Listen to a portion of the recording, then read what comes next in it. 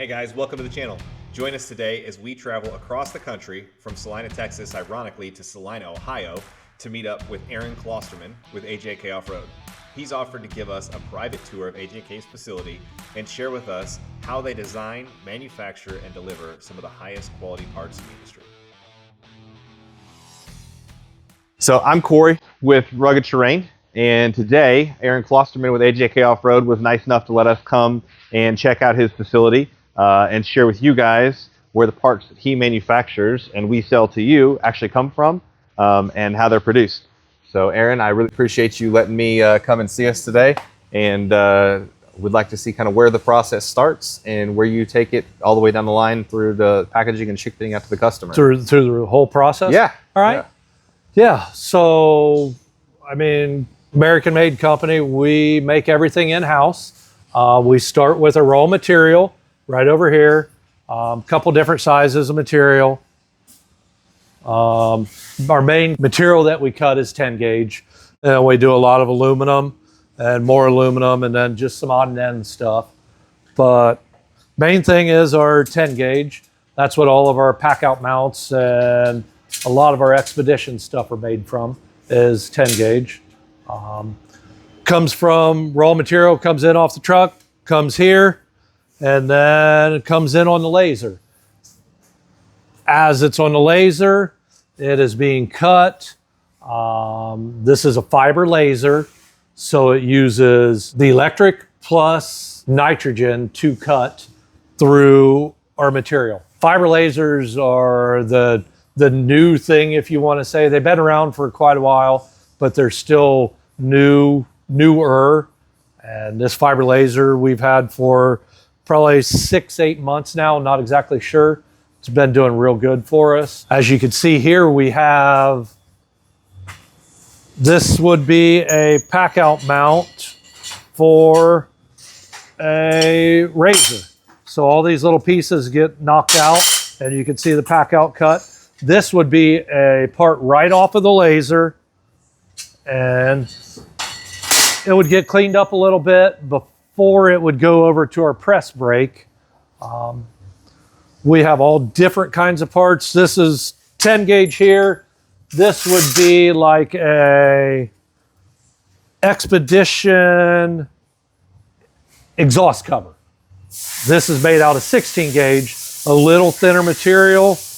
This is just a cover. It really has no strength needed for it.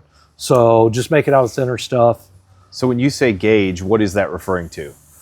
Gauge is the thickness of material. Okay. So this is 10 gauge, which is 0.134 thick. So roughly 1/8 inch thick. Okay. So the lower the gauge, the thicker the material is. That is correct. Okay. This is 16 gauge, which is, I think, roughly 60 some thou thick.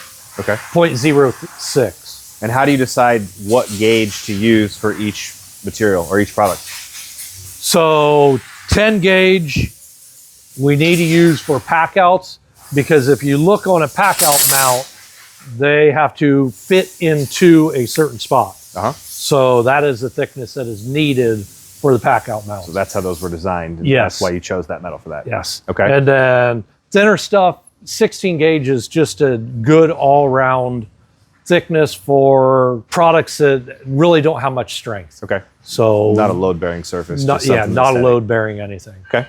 So here's some parts on the laser that are ready to be taken off. We have more sitting here. And then we also have some aluminum stuff over here. This aluminum stuff, aluminum always has dross. Dross is, feel that little burr on that? Oh yeah, that's real sharp. So that burr all needs taken off before the customer wants it. Your customer don't want this, I'm sure. Nope, I don't think so. So we sand all this with just a little DA orbital sander, takes the burr off. After the burr is off, then it moves over to our press brake. I noticed that there's some tanks over here in this big machine. What do those things do and how do they play into this laser? Okay, banks are our nitrogen. Okay. The nitrogen helps cut through the material. That's an assist gas. The assist gas will get it get the laser to get through the material to cut the shape that we need. Does it like heat it up, or how does that work? Yeah, it more or less melts the material. Okay. Then the other machine is a dust collector. Dust collector is not needed with the doors open and everything. There's not much dust. Okay. So you've got the sheet here that's already done. When you're starting over from scratch, does this thing mechanically slide in there? How does it know what spot on the metal to actually start to cut? So that's all programmed. Okay. With our laser operator programs that. It's called nesting. Okay. Puts all these in the right spot to get them all nested exactly where they need to go. So you lay a sheet of metal on here, slide it in, and then the machine like scans the metal and can see where it's at on here? Or? Well, the machine knows that this is a 5x10 sheet of material. Okay. 5 foot by 10 foot. Okay. So every sheet we run is a 5x10. Okay. 5 foot by 10 foot. Makes sense. And there is 2 tables. So when this table is here, the operator is offloading it when the machine is cutting the other sheet. Okay, so you can continue the machine So running the whole machine time. is always able to run. Fantastic. Well, so we get done here, and then what do you do next with the parts? So next it comes over to our press brake. So after the part gets laser cut, comes over here. This is a part directly off of our laser. Then it comes onto our press brake. This part here, when it is all bent, is this part right here. I think there's 8 bends to this part. This part here is a pack out mount for the Can-Am X3. Okay. One of our bigger selling products. How does the machine know how to bend that? Like, is it pre-programmed into the machine, or how does that work? So yes, all these are programmed into the machine through this controller here. We program it. Okay. And it will know that there's 8 bends to this. It knows where each bend is, how much pressure to put on the material to get the exact bend we do need. Okay, so the machine gauges the pressure to create the exact bend. Yeah, so whether it's a 45-degree bend, a 30-degree, a 90-degree, and how long it is. Okay. So this here, being a longer bend, takes more pressure than just bending this little bit. Okay, that makes sense. So, and we tell all that in this program. How do you figure that out? Do you just stick a piece in there and tell it to bend it and see Well, where it goes we tell the machine that it bends 2 inches long, and it does the math for us. Okay. Yeah.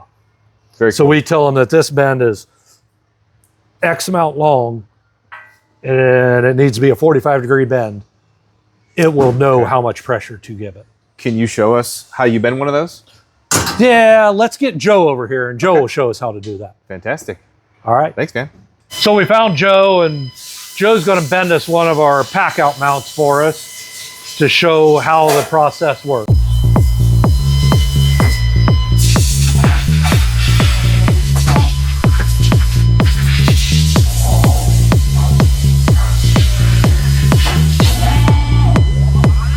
So we have different dies and punches to give us different sizes of bends. Then we also make sure that we program everything right. This is a full CNC press brake. Does great for what we need. I think this part here has roughly 9 to 10 bends in it. 8 bends in it. And after we get this, all the bends in, this will then be a Can-Am X3 pack out mount. This is one of our higher selling parts. Looks like Joe has about 2 bends left and it'll be completed. Thank you very much, Joe. Yep. This is one of our X3 pack out mounts that needs to go over to the powder coat booth next. How does do you set the computer up for each individual machine and just run a whole set, or does he just know where to place it how does that work?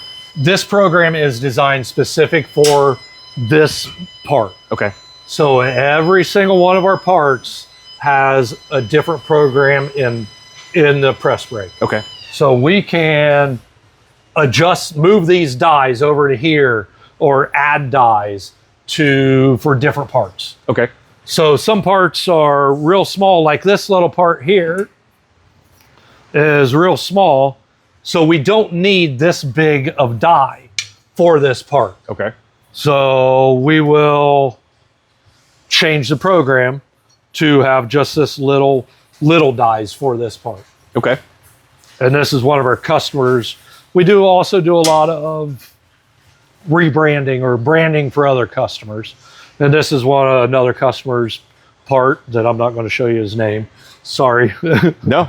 So the machine knows that once you start the first press, that it's going through 8 different presses, and it bends accordingly based on when you start. Yes. Okay. Yep. So it knows to start at bend 1. Okay. Every time it'll start at bend 1, it'll go to bend 2, bend 3, bend 4, all the way up till the part is complete. And then it will start over automatic at bend 1 again. Okay. That was my next question. Does it, you have to tell it to start over, or it just knows to start over? It will know to start over. Very cool. Yep. This is a true full CNC press brake, Amada, one of the best press brakes out there. Awesome. It is a very good press brake. So this helps ensure a lot of the quality in the parts so that they're all precise and exact when they go to mount on the machine. They don't have to mess with anything. It lines up perfectly. With this, quality is there. Fantastic. I know one of the things you're known for is quality parts, and I've never had any issues out of your parts. So something has to be going on to ensure that that quality control is there. 1 out every 5 we check. Okay, that makes sense.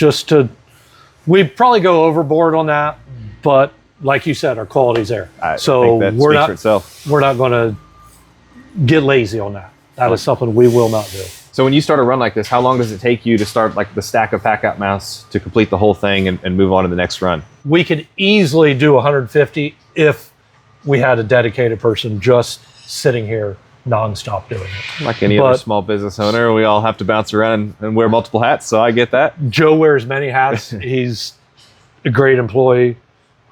Yeah, he wears multiple hats. That's awesome. So, yeah, he's got to run over and do this. He's got to run over and do that. That's part of being a small business. And I'm so thankful for the guys we got, because they understand small business.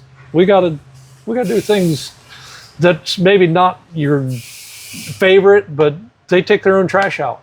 And that's a good group of employees. Having a good quality group of employees is more than key. We have the same thing. Our employees are fantastic, and they're customer devoted, and it shows every day when they, like you said, when they don't want to come in and they do anyway. It's fantastic to have employees that care that much. So I definitely understand that. Employees are a big part of it. I can't do it all myself. Absolutely not. I can't. You probably can't either. Absolutely not. Yeah. Nope. So employees are key. Moving on down, we could show you some powder coat stuff. Cool.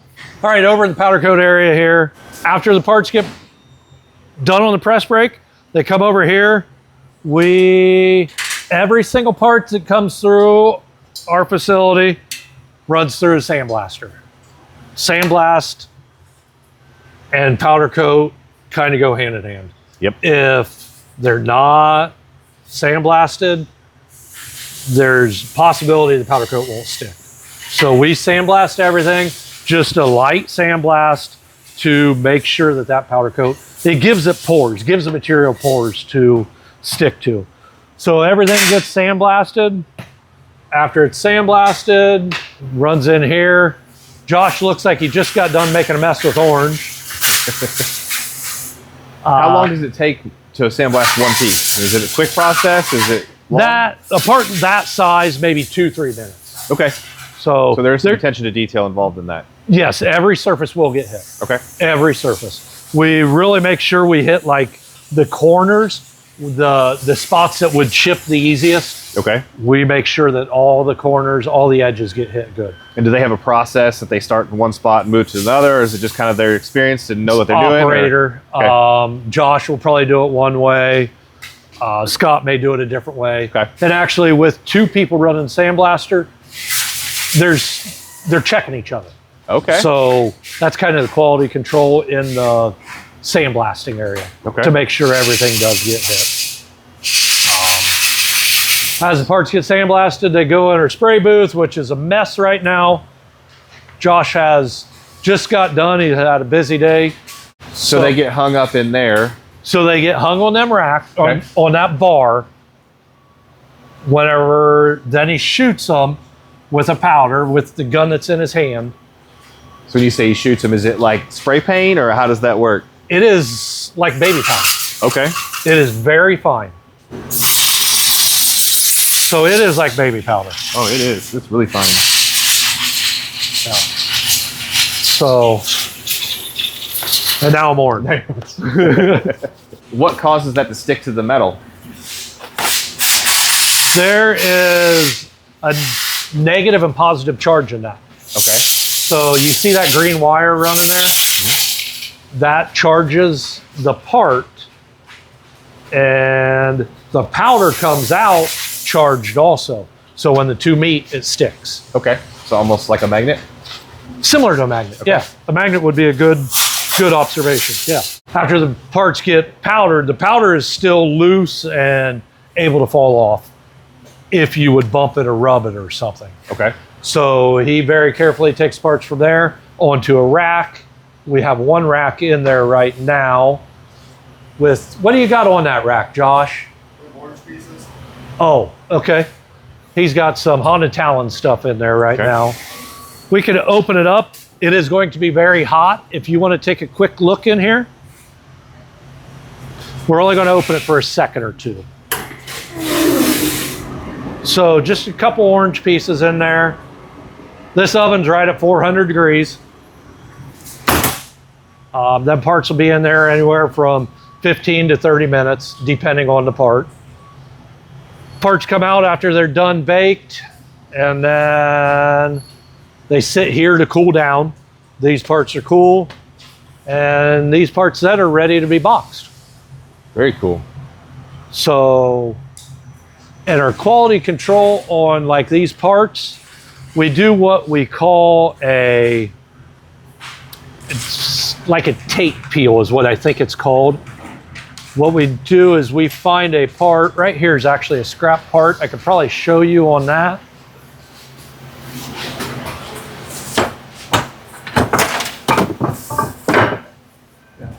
So what we do is, this is a bad part.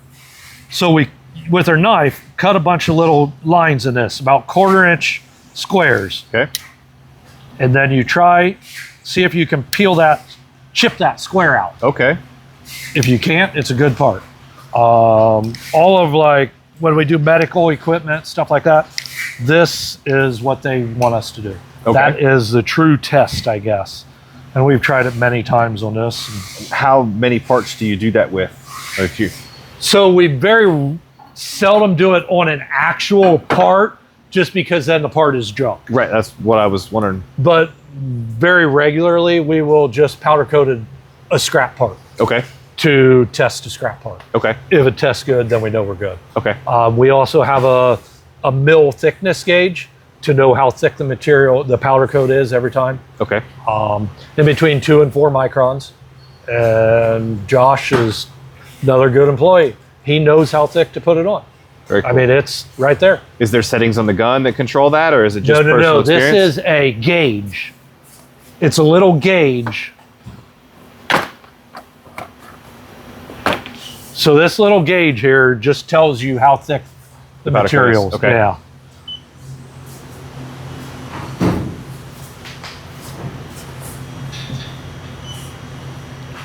.7.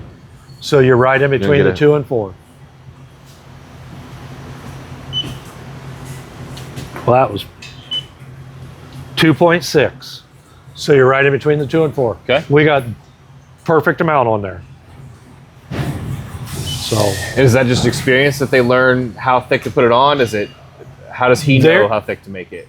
experience. Okay. It's experience. Okay. It's having the right guys do the right job. I like it. I mean, yeah. At first, when he got hired in, we were scrapping parts out left and right because he put too much on or not enough. Okay. And over time, he got it right. So not enough makes sense, but when you put too much on, what happens? You can actually, it looks bad. Okay. I mean, So it's you technically- can tell it looks like a rubber coating almost, like a plastic dip or something. Okay. Too much. Very rarely, but you'll get some runs occasionally where it'll actually want to drip off. Oh, wow. Okay. Yeah. That's So- interesting. But good employees do the right job. They know what they're doing. That's fantastic. I mean, he actually researched is how to powder coat at home on his own time. Yeah. So that's how you know you got the right guy. Employees. Yep. That matters. It's in the employees. When I first hired Melissa, she had no idea what a side-by-side even was. Yeah. So she spent a lot of time watching YouTube videos and familiarizing herself with that. And now when you call and get a hold of Melissa, some of you talk to her on the phone, she knows exactly what parts you're talking about, where to find it, who sells it, how to get it to you. And she understands the machine a little more now. Oh, yeah. Yeah. Yeah, we actually spend a lot of time going through machines and the parts and the components. We have an auction near us that's a really large power sports auction. Okay. And I go up there and buy machines on occasion. And I took her up there and we just walked through. They've got, I don't know, 50, 60, 100 machines every other week. And walked through that and let her just check showing her. out. Yeah, she sat in the machine. She messed with all the controls and turned the steering wheel. And as silly as that sounds to us, who are very familiar with the machines, she's never been around them, never driven one. So it's a whole new world for her. So giving her that opportunity to actually go and touch and feel and see what it feels like sitting in a Can-Am seat versus sitting in a Kawasaki seat. How low the Can-Am sits versus how upright. I mean, they're very different machines. Well, So now whenever the customers call her and say, I don't like how low I sit in my Can-Am, or I want to sit lower in my Kawasaki, she can relate to Absolutely. that. Yeah. Yep. And among obviously lots of other things, we spent quite a few hours there going through things. And Right. So yeah, continued training is important so that they know what they're dealing with. Yep. She's really good about asking questions when she doesn't understand something. She doesn't assume she knows, which is a huge deal because we don't want you to get the wrong parts or the wrong information for that matter. We have customers that call a lot and ask, how do I install this or what do I do with this? And if she doesn't know, she's not going to give you an inaccurate answer. She's not going to give you some bogus line. Yep. And neither do I. There's lots of times that I don't know the answer to a question. I have to call you. But that's where you reach out to us or whoever. Yeah, absolutely. Yep. So it's huge. So after they're done here, what do we do next? So after they're done getting powder coated, they come over to our assembly / shipping area.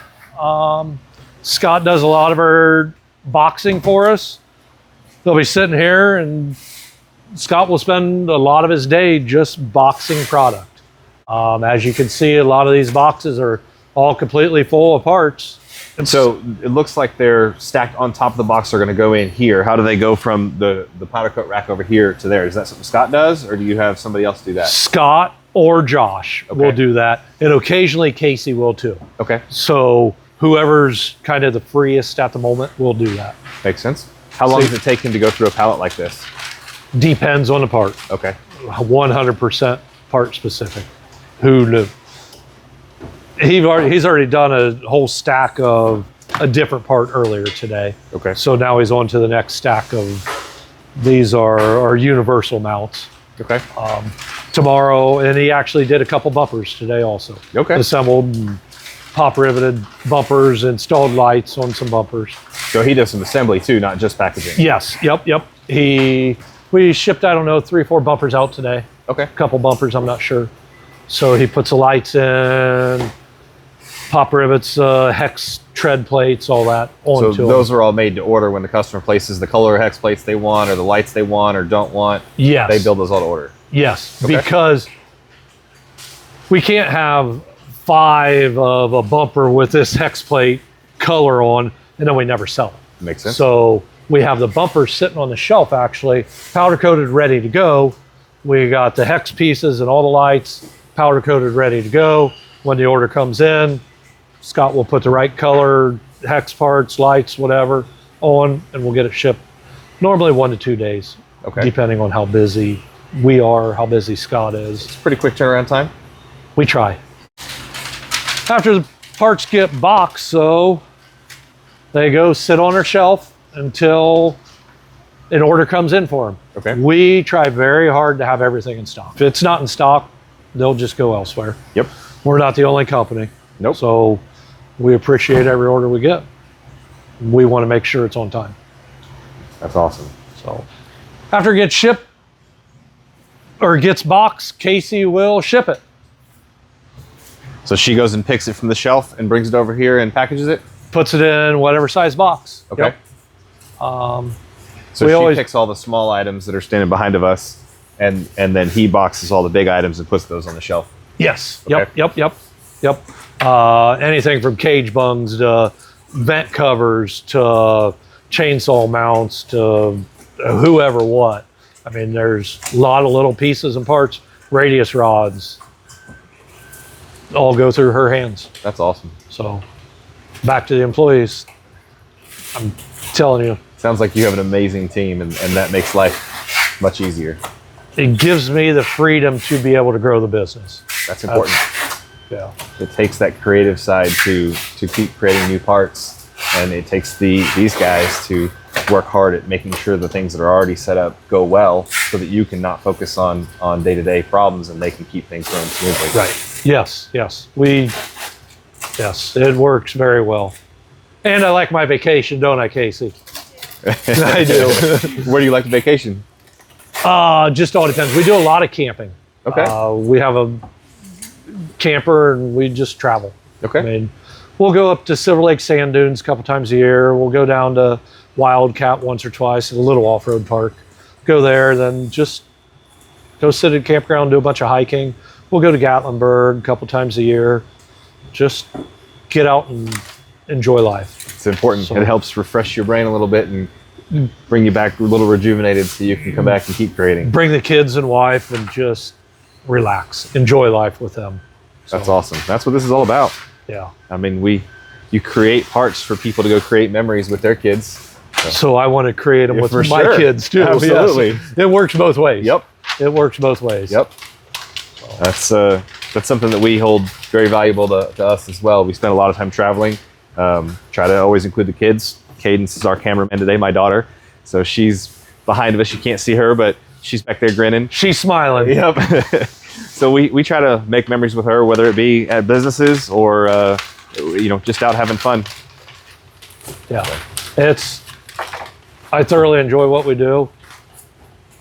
Wouldn't change much. Yep. I mean, we're pretty cramped on space in here. So here in the next, I'd say month or so, we will be moving into a new facility. It's about 3 times this size. Okay. So we are all ready. So that building's already built and almost ready to move in. Built. They're hooking sewer up today. We got a little bit more electrical work, a little bit more in the offices to do, but then it's move time. That's exciting. That sounds like a big task. It's a big task moving. It will be a huge task moving, but it'll give us the freedom to get these side-by-sides back in here, to be able to design parts in-house again, instead of doing it all. Right now I do it all at home after hours. I mean, I'm out in my shop at home till 10, 11 o'clock some nights working on the next project. So it'd be nice to get it all under one roof again. I definitely understand that. It'll be nice. My phone call is usually, are you going to be home for dinner tonight? Yeah. Yes. It depends on the day. Sometimes yes, sometimes no. Luckily, my shop is at my house at home, That so helps. Yep. I can walk inside. But I'm a little envious of that. yeah. Mine is not. Well, we started at my house at home, Okay. and roughly a 2,500 square foot building, and outgrew that fairly rapidly. And then we moved into this 5,000 square foot building. We've been here less than a year and a half, and Oh, wow. we're full. So you're moving that fast. Yeah, That's fantastic. we're Congratulations. moving. We're moving. So you said you've got the building built over there. I can kind of see it from here. Is that something we can get a peek of, or is that off limits still? How about we come back in a couple months Okay. and see it? We'll do that. How Hold about it off that? as a surprise, so you guys Yeah. are going to just have to wait. I like it. Yeah, Very cool. Come back in a couple months and we can look at it. We can do that. Yeah. Good excuse to fly back out to Ohio. There you are. Yeah, like it. Make you do another plane trip. Okay. I'm good with that. So, What? Cedar Point. Cedar Point? Cedar Point. Yeah, You want to go to Cedar Point? we'll have to talk about that. I like Cedar Point. Cedar Point has a lot of good rides. Yep. So you just told us how big you're growing to. Where did this start? How did you get the idea to start here? What took you into manufacturing? Why side-by-sides and not something else? I know you said your father is in machining and has a business as well. So yeah, I started this all because there was a need for builder parts for actually Jeeps and rock bouncers is where we started. Okay. I've always been off-road, always, my whole life had off-road vehicles. Started with like a 1986 250R four-wheeler. Still have that to this day. Do you really? Yeah. That has always been a dream four-wheeler of mine. I've never owned it. Yeah. But yeah, still the have it today. 250Rs were really cool. They're bad. Yeah. They are. I had a Banshee, but never a 250R. I would much rather have a 250R. Yeah? They're a good machine. I've never even rode one, but I would love to. Yeah, they're that's awesome. cool. But started with the rock bouncers. I mean, I had a fold tube buggy, four-wheel steered deal. It was a great machine, but I got tired of it. Always wanted to upgrade. Yeah, there's this obstacle. Oh, I climbed it. So now what? So you tear it apart and you build it different, or you're always playing with it. So then buddies always needed this part machined or this or that. So I'd go over to my father's machine shop and we'd machine parts on Saturday or in the evenings. And one part led to the next. We'd have 20, 30 parts that we had machined. So we built a little website, nothing much. Started selling there. Realized that the rock bouncers, great group of people, but they always made their own parts. They did a lot of it themselves. So hard to sell to that group of people. Yeah. Side-by-side people, they're a lot more bolt-on. I mean, yeah, they'll bolt on a whole suspension kit, this or that, but it's all bolt-on. They won't fabricate a lot of stuff. So a lot of times we don't have the resources to fabricate stuff. Right. I mean, that's where we lie, that we don't have fabricating material, so. That's where we come into play. Absolutely. Offer all this bolt-on. Some's easy bolt-on, some take some time to bolt on, but that's how this came about. I mean, got into the side-by-side industry, haven't looked back. So when did you start the off-road world, and then when did you transition into the side-by-side world? So we started business in 2017. Really wasn't much. I mean, probably 2020, jumped into the side-by-side industry. First side-by-side was a Honda Talon. Okay. 4-seat, live valve Talon. Great machine.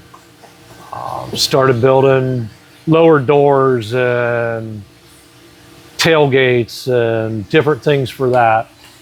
Noticed it was taking off, doing good. Then we bought a Can-Am X3. Did the same thing, a lot of parts for that. And then since then, we've just kept buying other machines, outfitting them, and selling the machines as we're done with them. So you buy every machine, and then you use that machine to build parts off of. So you don't have like people that bring their machines to you and say, here, you can use this for 2 weeks or whatever that you. No, you we do not loan machine. We do not take customer machines. Okay. Everything that we design parts off of is designed off of our machines. So you get to actually keep, ride, use the parts. That's, I assume, how you quality control some of that stuff. Is you personally make sure it works. Yep. Yeah. Make sure that this spare tire carrier, for instance, is going to hold up to the abuse. Okay. Yeah. Yes, that's what we do. I love it. So you don't just make the parts and send them out, you use them yourself. Yeah, we use them. Yep. Very cool. We'll ride the machine for a year or something, then sell the machine, offload it, buy the next machine. That's something we try to do with our manufacturers. We try to test out as many products as possible. Obviously, I can't buy every product that you sell, put it on every different machine and try it all out. So we don't try everything. But the pack out mounts, for example, I haven't tried all of them, but I have tried 2 or 3 of them. And they're a fantastic product that we sell a ton of. They make your life a whole lot easier. A lot of people like the pack out mounts. Yep. And that's probably what really got us big in the side-by-side industry. That was our first big product, if you want to say that, got us going. That that pack out mounts. But you kind of pioneered that portion of the industry, did you not? We were the first for so. The pack out mounts. I know there's lots of people that have created them since, but I feel well, there's a lot of copies now, but we were the first for actually most of the side-by-sides. Wow. Yeah. Yep. We were the very first for the X3 and the Talon. I like it. Yeah. And it just came to us one day, and why not? And since then, it's a fantastic solution for 80% of the people out there. We sell a lot of them. Yeah. Yeah, I know it. I didn't own any pack out stuff until I bought one of your pack out mounts, and then went and bought pack outs to go on it. And it's, you know, before that we had a toolbox in the front that was ratchet strapped in, and we had a cooler in the back that was ratchet strapped in. Ratchet straps. Everyone uses ratchet straps. Every time you want to open the cooler, you had to undo the ratchet strap, and you know, so pack out mounts made that really convenient. Just clip on and go, and not even worry about it again. Right, right. And that's we never had pack out mounts before this, but it just came to us, and I went and bought a couple pack out mounts and bought about every different size so that I knew that it worked or didn't work. And hang on. Yeah. That's probably what got us going. Okay. Got AJK Offroad going. That's awesome. Is the pack out mounts. And then since then, like, this Polaris Expedition's been a great machine. We do a lot with it right now. And you were kind of the first in that industry to start diving into the Expedition and kind of designing new and unique parts for that as well, weren't you? We were very fortunate. Our local dealer somehow put us at the top of the list for a machine. And yes, we were one of the first to have a machine. That's awesome. And we took that ball and just went as fast as we could with new products for that. Well, we noticed there's a whole bunch of Expedition products, and yeah, you actually led us into the Expedition world. None of our other manufacturers offered it before, so you were the first person to offer it. We got it uploaded on the site as quickly as possible, and it's been a good selling product for us as well. And since then, we've had lots of other manufacturers that have followed suit and produce different things than you do for the Expedition. So it's really helped that product line grow. Yes, it is a good product line. We are working on some more products right now, actually, for the Expedition. Some I don't want to say yet. We got some new things, some good things in the work for the Expedition. What's the ETA on seeing those come out? We got to do some testing on a couple of them. Okay. Some other ones I know will work. I would say in a month or two we'll have another batch of Expedition products coming out. Awesome. Can't wait. Yeah, it'll be good. It'll be good. So we've kind of touched on your quality control and how you do that on each individual step of the process. I kind of mentioned it earlier, but your brand is known for really high quality parts. We target that, as most of our customers know. We target American made parts that are quality built by quality people, which is why we're here with you. I mean, you clearly build this stuff all here in America. It's built in-house. Everything. Everything we do is made in-house or in my father's machine shop. In-house quality control, I think we try very hard for top quality. And I think we do a fairly good job of that. I can't say very often we have anything come back for bad quality.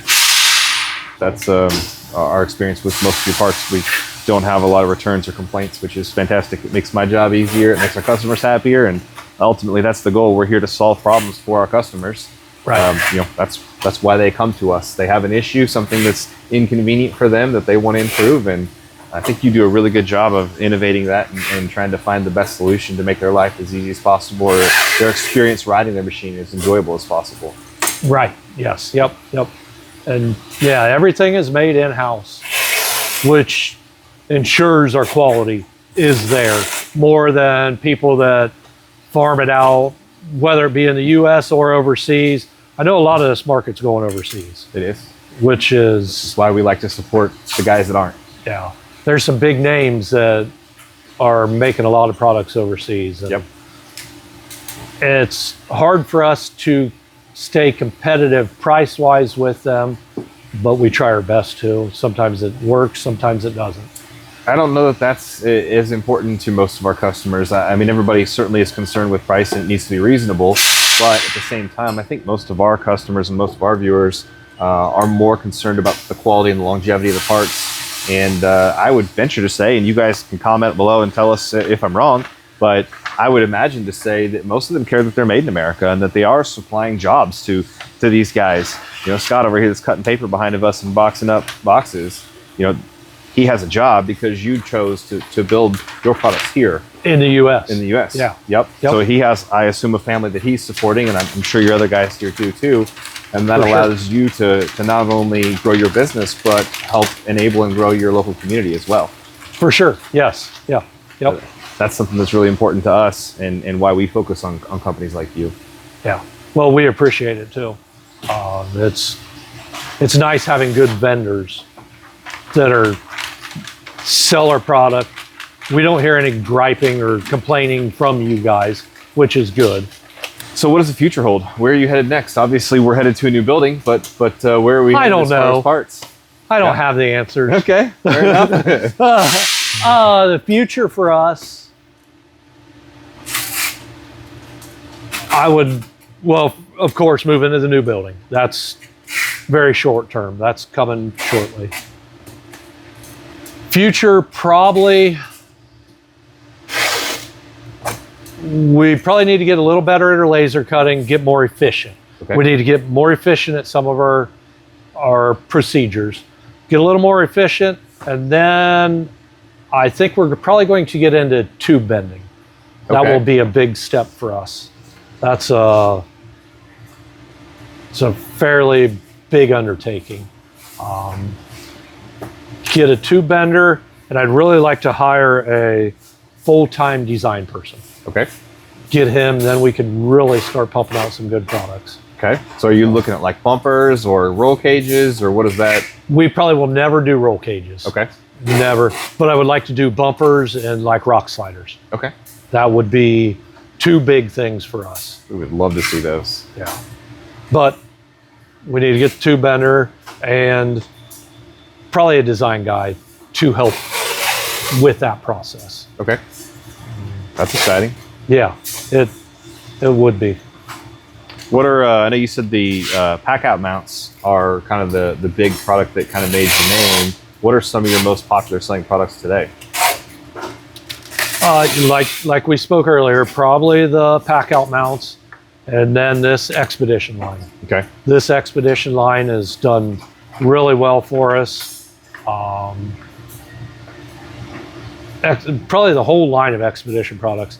The rear bumpers are really a good product for us. Okay. We're selling quite a few rear bumpers to like the bed drawers for the Expedition, another big product.